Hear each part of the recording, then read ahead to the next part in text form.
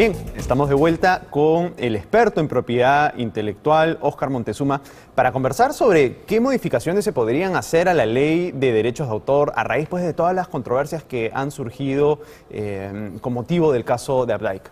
Hola, Óscar, ¿cómo estás? ¿Qué tal? Gracias por venir. El caso Updike ha dado muchísimo que hablar. Recientemente, Indecopi ha puesto una medida cautelar por la cual ya no podrían cobrar regalías varios de los directivos de Updike. Y bueno, lo que se ha venido discutiendo es que parece no ser muy transparente la forma en la cual se reparten las regalías. ¿Qué se podría hacer para que eso no sucediese? Sí, bueno, primero señalar que el tema de las sociedades de gestión colectiva es una institución que en realidad es sana en el sentido de que permite justamente una serie de eficiencias para la cobranza de las regalías en el mercado, ¿no? De lo contrario, lo que ocurriría sería que los artistas individualmente tendrían que ir por todos lados en la ciudad a gestionar este tipo de derechos. Entonces, pero lo cierto es que no están sujetas, digamos, no están libres de la regulación, ¿no? Tienen que cumplir con ciertas pautas y ciertas normas que quizás en el caso de las controversias que han surgido recientemente, con el caso de una de ellas, lo que podría ocurrir sería que se empiecen a aplicar de repente principios de gobierno corporativo, de transparencia, a través de repente quizás de códigos de conducta o buenas prácticas que puedan ser incluso aprobadas por la propia autoridad y que muestren efectivamente pues mecanismos de auditoría muy frecuentes, constantes, y mecanismos que permitan justamente una distribución equitativa entre los miembros de la sociedad, ¿no? Hoy día, por ejemplo, Updike o no sé, a cualquier otra sociedad de gestión colectiva, ¿se la audita? ¿No se la audita? Sí, existen procedimientos de auditoría que efectúa la autoridad, ¿no? Y bueno, lo ideal sería pues que esto sea más seguido, ¿no? Y que pueda haber una constante revisión, e incluso que parta de las propias entidades, ¿no? Que hacerlo, ¿no? Incluso publicar los reportes de auditoría que individualmente ellos hagan como parte de su control interno, ¿no? Y tener una comunicación más fluida también con los asociados, porque en el caso concreto de esta entidad han sido los que han protestado, un grupo de ellos por este tipo de cuestionamientos que se han generado, ¿no? Porque, por ejemplo, a ver, lo que se dice es que Updike destinaría el 14% de los derechos recaudados a algo que llaman fondo de contingencia, ¿no? Y que eso serviría para pagarle las regalías a los directivos. Entonces, la acusación es que nadie sabe pues de dónde sale, cómo así se recauda el dinero que va a ese fondo de contingencia y bajo qué criterios luego se reparte ese dinero, ¿no? O sea, ¿qué se podría hacer para que eso fuese más claro? ¿Solamente un tema de auditoría? En ese caso justamente la autoridad del Indecopi ayer ha comunicado a través de un comunicado, digamos, bastante simple en la web, pero que da a entender que lo que ha ocurrido es que justamente acá se habrían estado haciendo un mal uso de este fondo de contingencias, que justamente es para contingencias derivadas de la cobranza de regalías locales, ¿no? En este caso lo que habría sucedido, según se entiende de este comunicado, ¿no? Porque no hay más que eso, es que se estaría haciendo un cobro con respecto a regalías cobradas en el extranjero contra ese fondo de contingencia, ¿no? Entonces, ahí la autoridad toma una medida, es decir, que estaremos pues pendientes de ver cuál va a ser el resultado final de este tipo de medida que ha tomado la autoridad, ¿no? Porque esto es simplemente una medida cautelar, entendemos que hay un proceso largo todavía para resolver el fondo del problema, ¿no? Luego, a mí me llama la atención una serie de las cosas que se denunciaron contra los actuales directores de Updike, porque me diera la impresión que el sistema no permite que los asociados fiscalicen bien a los directores. Te doy una serie de ejemplos. Se ha denunciado que, por ejemplo, el señor Armando Macé, directivo de Updike, habría hecho que Updike contrate con una serie de empresas vinculadas a él porque él sería también directivo de una de estas empresas, o titular, o porque su esposa sería la que manejaría esta empresa, o cosas por el estilo. Lo que siempre dice el señor Macé es, bueno, pero a mí la Asamblea me aprueba todo. Y llama la atención pues que la Asamblea le apruebe este tipo de cosas. A mí me da la impresión que quizá lo que sucediese es que no hay un control efectivo de los asociados a sus directores.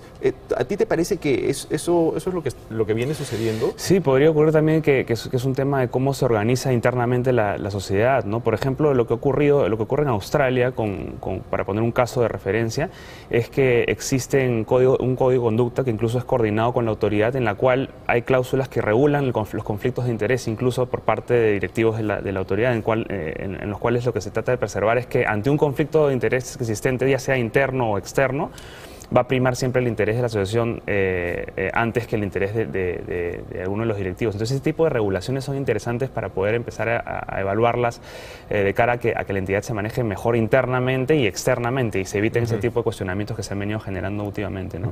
Luego, otra cosa que se discute es que, por ejemplo, Abdike habría utilizado dinero que supuestamente estaba destinado para gastos administrativos para invertirlo en compra de catálogos, para invertirlo en compra de radios, para invertirlo, en fin, para hacer una serie de inversiones, ¿no? Entonces lo que Abdike dice es, yo hago estas inversiones para beneficio de mis socios, ¿no? Porque si sale bien la inversión ellos van a ganar más, ¿no? Si yo pongo una radio los voy a poder pasar sus obras, por ejemplo, ¿no? Y lo que dicen los críticos de Abdike es, oye, tú estás jugando con la plata de tus asociados y tú no estás ahí para hacer esto, estás simplemente ahí para recaudar.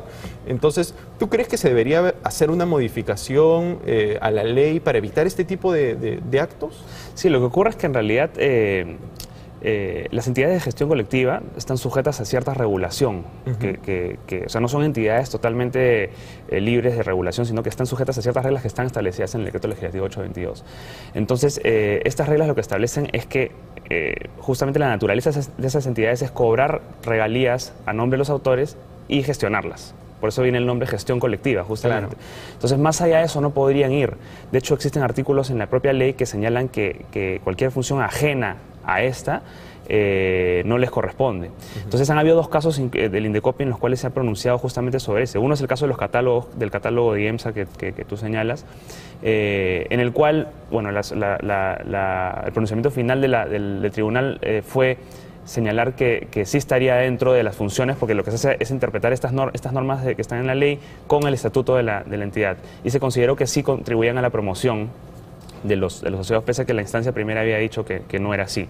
Y el segundo caso es el de las radios, ¿no? En el cual ahí sí el tribunal consideró que esto ya excedía largamente un tema de promoción o de difusión para ya entrar en un negocio de compra de frecuencias radiales, ¿no? Entonces, en este caso segundo sí ha sancionado la autoridad a la sociedad de gestión colectiva, ¿no? Entonces son dos medidas que al amparo de la ley actual se han tomado, pero sin duda es perfectible la norma y se podrían establecer algunas modificaciones orientadas a precisar más ese objeto por el cual estas entidades se crean, ¿no? Y a mí otra cosa que me llama la atención es que no hayan más de estas sociedades de gestión colectiva, ¿no? Porque si efectivamente Abdike no trata bien a sus asociados, no los tiene contentos, no les paga bien las regalías, no, lo esperable sería que sus asociados formen una sociedad de gestión colectiva distinta y abandonen Abdike, ¿no? ¿Por qué eso no sucede? Sí, o sea, esa es una posibilidad que la norma otorga, incluso es posible legalmente hacerlo, ¿no? De hecho, hay referentes internacionales como Brasil y Estados Unidos donde existen dos, ¿no? De hecho, Estados Unidos fue un caso interesante en el cual el Departamento de Justicia, ante una revisión del mercado que hizo en su momento en los años 40, decidió que era posible y era viable, es más, deberían coexistir dos sociedades de gestión colectiva que son ASCAP y BMI, ¿no?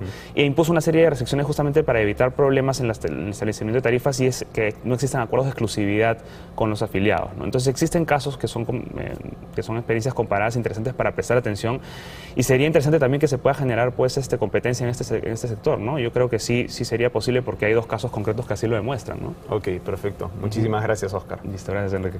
Bien, vamos a una pausa y volvemos. Scotiabank, descubre lo que puedes lograr.